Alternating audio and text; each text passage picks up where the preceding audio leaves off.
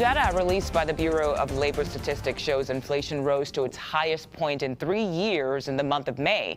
The Consumer Price Index shows inflation rose 0.5% for the month and an annual rate of 4.2%. To help us break it all down, I want to bring in Madison Mills. She's a senior reporter for Axios. Madison, thank you for joining us on CBS News 24/7 today. Appreciate your time. So this is the first time inflation rose above 4% in 4 years, I should say. So how much of this is fueled by this current war with Iran? Yeah, it's about 60% of the inflation boom that we saw today is being tied back to the energy index in particular. So that's not necessarily all because of the war, but obviously the boom in energy prices that we've been seeing is largely tied to what's going on with supply constraints, given the closure of the Strait of Hormuz, for example. So that energy impact is really significant here in this CPI increase.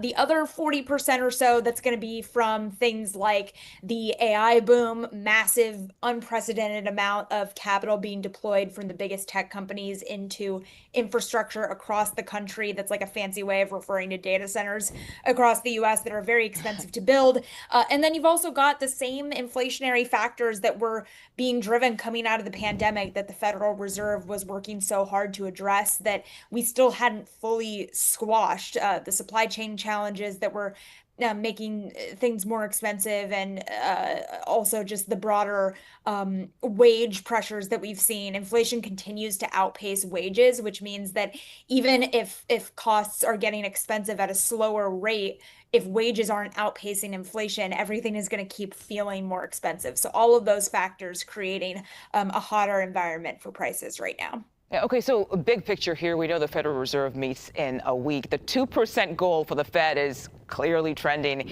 in the wrong direction. So when can Americans expect a cut or relief in what they are paying at the store? Yeah, it's the biggest question. And of course, the interest rates set by the Federal Reserve are going to impact everything from mortgage rates to the rate that you're paying on your credit card. So that's why we pay so much attention to the decisions of the Federal Reserve. Of course, the Trump administration was really pushing for the Fed to cut interest rates.